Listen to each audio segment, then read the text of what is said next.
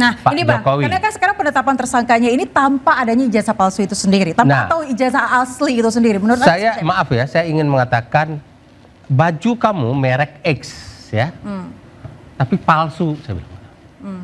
Saya baru bisa dihukum kalau kamu bisa buktikan ternyata baju kamu asli. Nah, atau saya bisa membuktikan bahwa ini loh palsunya. Ada dua sisi pembuktiannya.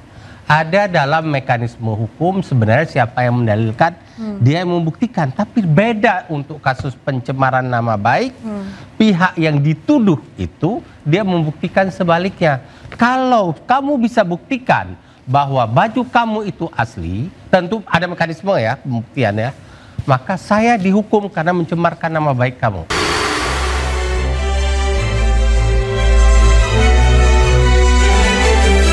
Roy Suryo dan tersangka lainnya hari ini jalani pemeriksaan perdana sebagai tersangka atas pencemaran nama baik, fitnah dan manipulasi data kasus ijazah Jokowi.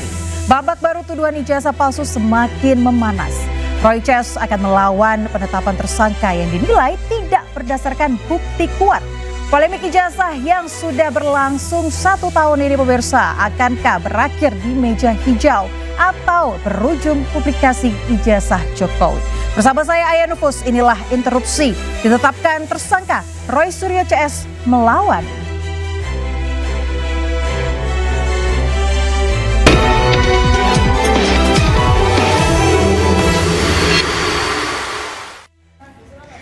Ya pemirsa, malam hari ini seharusnya Roy Suryo yang merupakan tersangka fitnah ijazah Jokowi hadir bersama dengan kita semua pada malam hari ini di studio Interupsi. Namun karena pemeriksaan di Polda Metro Jaya baru saja selesai sehingga kita putuskan bahwa Roy Suryo tidak bisa hadir pada malam hari ini di studio. Namun sudah bersama dengan saya 4 narasumber pada malam hari ini akan membahas seperti apa kelanjutan dari kasus ijazah Jokowi ini. Sudah ada di sebelah kanan saya Freddy Damanik, Waketum Projo. Selamat malam. Selamat malam Bang. Terakhir katanya udah muak dengan kasus ini ya Bang ya, tapi sudah hadir kembali dan berbicara sudah di media. Muak dan tidak akan bicara di media waktu statement saya sampai Roy Suryo dan kawan-kawan jadi tersangka. Baik, kalau begitu terima kasih sudah hadir di Interupsi pada malam hari ini. Dan kemudian ada Bang Ade Darmawan selaku Sekjen Peradi Bersatu. Selamat malam Bang. Selamat malam Mbak. Kabar Bang cerah sekali ya Bang. Selalu cerah. Selalu cerah. Dan di sebelah kiri saya sudah ada Boratul Silalahi selaku pengamat kebijakan publik. Selamat malam Bang. Selamat malam. Terima kasih sudah hadir. Dan juga sudah ada pakar hukum pidana Teguh Nasrullah. Selamat malam Bang Nasrullah. Selamat malam. Apa kabar Bang? Alhamdulillah kabar baik. Saya juga sudah muak dengan kasus ini. Baik. Kalau begitu bergulir terus-terusan padahal penyelesaiannya sangat sederhana dan itu tidak ditempuh. Oke, baik. Saya akan dengarkan terlebih dahulu dari Bang Freddy Damanik. Bang, 9 jam 20 menit diperiksa namun belum ditahan. Tanggapan apa seperti apa? Ya, saya melihat tentu penyidik mempunyai pertimbangan yang profesional, yang sangat hati-hati menurut saya. Penyidik tidak mau proses penyidikan yang sudah, katakan dari sejak melapor penyidikan ini yang sudah begitu lama mereka hati-hati ya, sekian banyak saksi, mereka tidak mau terburu-buru. Jadi menurut saya lebih baik ya lakukan secara proporsional, sembari menunggu nanti saatnya ada yang tepat, apakah tadi katanya diperiksa dulu ahlinya, ya saksi-saksi meringankan. Menurut saya itu hal yang sangat baik yang strategi yang dilakukan oleh penyidik.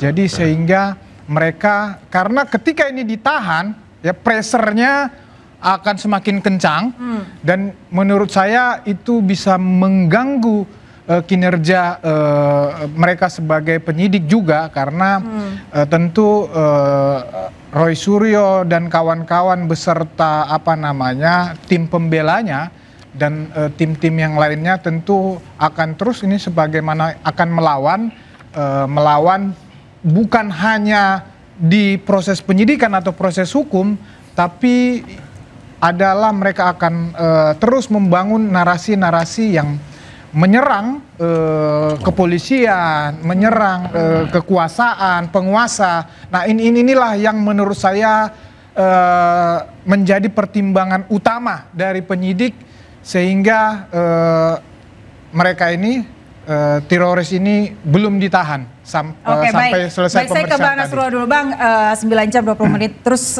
Rasulullah juga beberapa hari lalu sempat mengatakan bahwa ada kejanggalan, bahkan tadi pagi begitu ya dikatakan ada kejanggalan dari hukum ini. Dari sudut pandang Anda sebagai pakar hukum seperti apa? Iya, saya tidak berani mengatakan ada kejanggalan atau tidak, tetapi proses hukum sudah berjalan. Hanya saja kita perlu mengingatkan kepada aparat penegak hukum, tegakkan hukum dengan moralitas yang tinggi. Jangan ada penegakan hukum tanpa moral. Nah, tadi saya juga mengatakan, saya sama dengan Freddy juga mengatakan sudah bosan dengan kasus ini. Saya juga bosan, tapi mungkin argumentasinya berbeda. Argumentasi saya kenapa bosan? Case ini sangat sederhana. Tadi malam di salah satu dialog saya sudah sampaikan bahwa sudahlah, Pak Jokowi ini negarawan, beliau mantan presiden 2 periode, ya. Datang ketemu bersama, sekarang ada mekanisme RJ ya, restoratif justice, ketemu di Polda. Perlihatkan ini di ijazah saya. Ini ijazah saya, Anda boleh melakukan verifikasi dengan kemampuan ilmiah maupun dengan cara lain, periksa, perbandingkan dengan itu, selesai case-nya. Nah, masalahnya adalah tapi itu saya juga nggak tahu detailnya ya, apa yang terjadi dalam ruangan pemeriksaan di kepolisian. Apakah Pak Jokowi sudah pernah menyerahkan ijazahnya?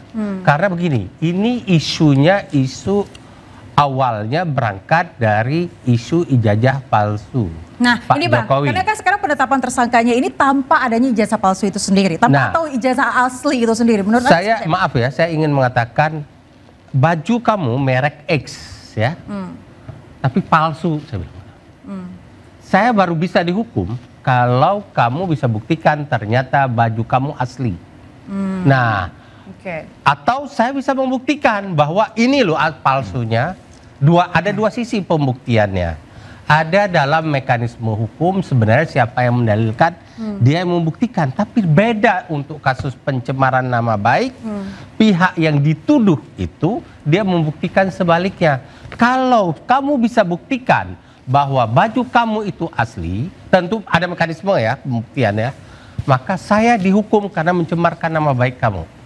Ya, tapi kalau kamu tidak bisa membuktikan, belum terbukti bahwa baju kamu asli, maka saya tidak boleh dihukum karena pencemaran nama baik.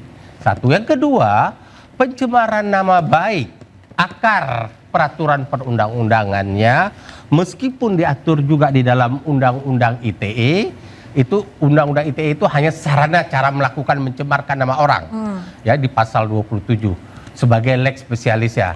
Tapi ada akarnya itu pasal 310 dan 311 KUHP. Disitulah akarnya. Dari dulu saya mengajar di berbagai universitas, di berbagai tempat termasuk di UI. Saya bilang tuduhan pencemaran nama baik tidak boleh dilakukan selama tidak bisa dibuktikan bahwa tuduhan saya itu palsu. Berarti intinya pasal ini kurang tepat? Tepat saja.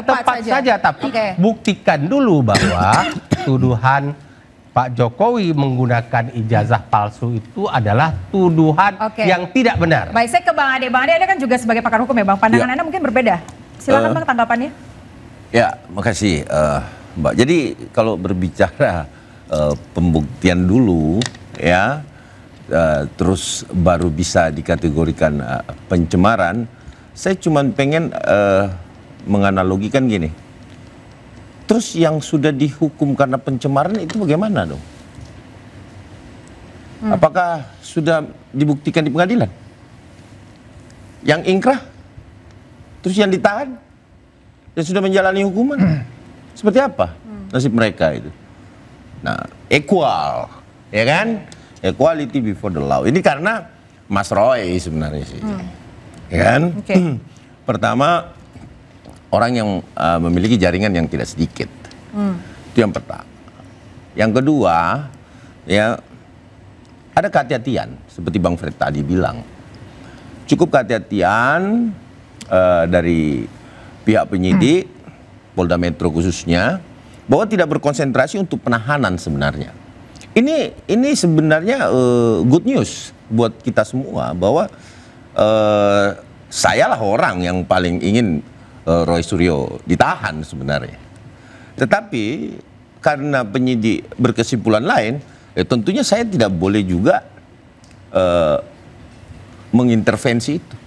Itu kewenangan. Terus kemudian bahwa penyidik hati-hati, kita dukung. Apapun itu keputusan dari penyidik. Tetapi ini mungkin arenanya sudah disiapkan untuk pembuktian Bapak Insinyur Joko Widodo terkait ijazah yang sudah disita. Tadi Pak Dokter bilang bahwa Pak Ahli bilang ini ditunjukkan dulu apakah itu disita atau tidak. Itu disita. Karena kami pihak yang diperlihatkan BA Sitanya. BA Sita itu kan berita acara penyitaan toh. Nah, BA Sitanya itu saya juga lihat dari penyidik disampaikan bahwa ini udah terjadi penyitaan dan lain-lain sebagainya. Jadi sudah ada di Polda Metro sebenarnya. Bang Nasrul sudah ada di Polda Metro, Bang. Pak Ade, tim lawyernya Pak Jokowi? Saya pelapor. Pelapor, baik. Ya. Nah, gini Pak Ade, saya tidak akan pernah berubah keterangan keahlian saya tentang hukum. Walaupun Pak Ade tadi merujuk kepada, wah ini sudah ada kasus yang sudah disidangkan walaupun masalah ijazah palsu asli tidak akan pernah berubah. Dari dulu saya mengajar materinya seperti itu sampai ke depan. Saya nggak tahu nanti Pak Ade bisa berubah nggak kalau kasusnya berbeda, beliau menjadi PH-nya dalam kondisi yang sama PH model Roy Suryo misalnya ya. Nah, apakah berubah pendapatnya saya nggak tahu. Tapi hukum adalah seperti itu. Nah, soal pernah dihukum, lihat aja proses hukum terjadi pada zaman pemerintahan siapa. Saya harus masuk ke ranah itu. Saya tidak bisa lepas dari ranah itu. Nah, kalau memang Pak Jokowi menginginkan ini proses hukum harus berjalan, itu langkah baik. Tapi seharusnya menunggu dulu pejabat-pejabat di bidang penegakan hukum yang diangkat pada zaman pemerintahan Pak Jokowi berganti terlebih dahulu sehingga tidak menimbulkan prasangka termasuk saya ya, mungkin sebagian masyarakat bahwa proses hukum itu berjalan dalam ranah ada intervensi.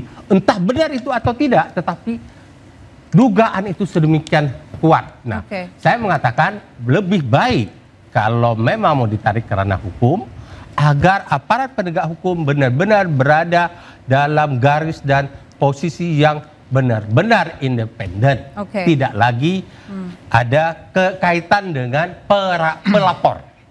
Itu saja yang saya ingin. Berarti Anda ini berprasangka bahwa ada terkaitannya? Itu meragukan prasangka gitu ya? Publik termasuk saya. Jadi prasangka itu belum tentu benar loh ya. Bisa saja saya keliru. Yang namanya juga prasangka. Tetapi itu mengiang di pikiran saya. Itu kan asumsi dari dokter. Makanya saya bilang belum tidak terbukti Pak kebenaran prasangka saya. Nama juga prasangka. Prasangka boleh dong. Saya tanggapin. Coba Bang Ade dulu tadi yang pertama Ya, kita jadi akan bahas di segmen bahwa kemudian ada asumsi sedikit aja Bang Ade. Kedekatan dengan penyidik.